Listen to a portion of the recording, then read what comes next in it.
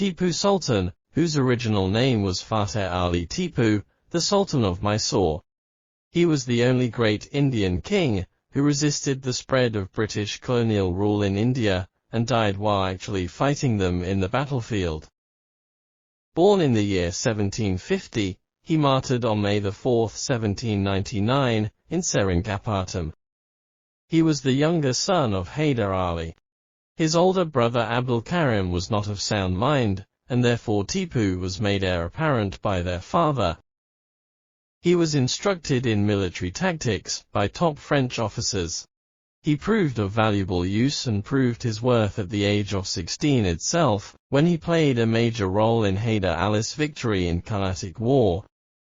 In 1767, Tipu commanded a corps of cavalry against the Marathas in the Carnatic, and fought on several occasions, between 1775 and 1779.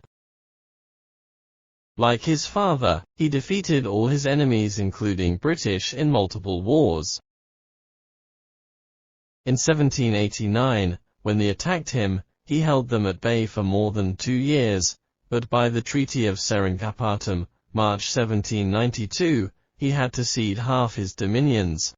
He remained restless and unwisely allowed his negotiations with revolutionary France to become known to the British.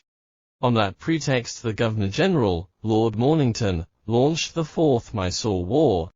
Seringapatam, Tipu's capital, was stormed by British-led forces on May 4, 1799, and Tipu died leading his troops in the breach. He was an able general and administrator. He retained loyalty of his Hindu subjects. He became a symbol of resistance against British colonialism. The Mission rocket used by Tipu is genesis of modern artillery and rocket warfare. His victory against the British at the Battle of Poela in 1790 is often described as the severest blow that the British ever sustained in India, and resonated for years in both Britain and Mysore. By the end of year, 1 in 5 of all the British soldiers in India were held prisoners by Tipu in his sophisticated fortress of Seringapatam. For 30 years, first Tipu's father, then Tipu himself, had been at the forefront of the British public's consciousness. Tales of attacks on British forces appeared in the newspapers. Tipu Sultan was the only ruler who understood the imminent threat from British. He fought 4 wars in that sense. He could be called the first freedom fighter in the subcontinent. He sought help from Ottomans and French, since they did not pose a colonial threat to subcontinent. Tipu was the most feared ruler of his time in Britain. When he died there were jubilant celebrations. Authors and playwrights were also a part of it. The siege and looting of Tipu's capital, at Srirangapatnam, is the opening scene of Wilkie Collins' famous novel, The Moonstone. Tipu was fascinated by Western technology. There were gun manufacturers, engineers, clockmakers and other experts from France who were working in Mysore. He set up his own manufacture of bronze cannons, ammunition and muskets to make in Mysore. He was the pioneer of rockets. Tipu Sultan's chief minister was a Hindu. His main advisors were Brahmins. He was a generous patron of Hindu temples, including the Sri Raghunatha temple near his palace, at Srirangapatana, and Srigeri Math, whose Swami he respected and called Jagat Guru. Tipu Sultan extensively used tiger imagery to convey a sense of his awesome power.